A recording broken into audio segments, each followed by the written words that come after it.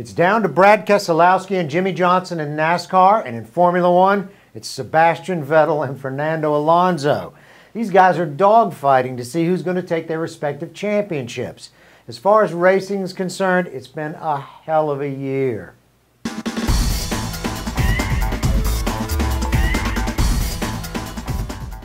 I'm Michelle Rahal with Motorsports Unplugged. Also check us out on thedrivechannel.com and our soon-to-be officially launched The Shooting Channel. Racing, exotic girls, guns, and more. It doesn't get any better than that. In December of last year, I had a feeling that 2012 was going to be the most competitive season of racing that we've seen around the world to date.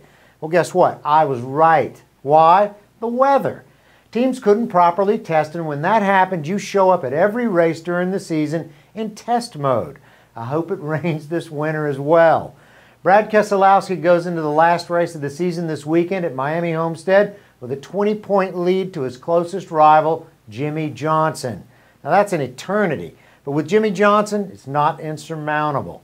Last weekend's race at Phoenix proved to be a wild fight, crash-filled, revenge-getting affair that left Johnson 20 points out of the lead and Keselowski 20 to the good.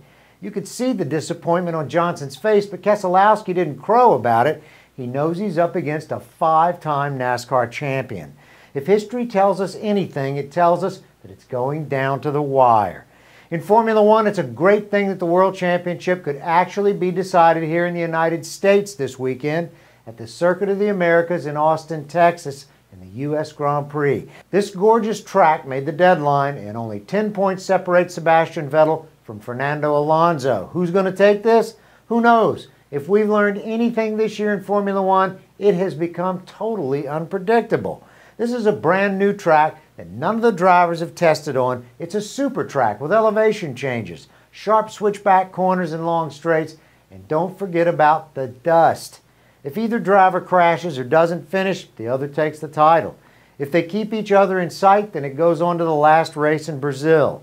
Whatever happens in either of these series, at least we'll know just how competitive auto racing has become across the globe. And that's the whole point, isn't it? To see the best. I'm Michelle Rahal with MotorsportsUnplugged.com. We'll have a postseason report on Monday. Have a great racing weekend.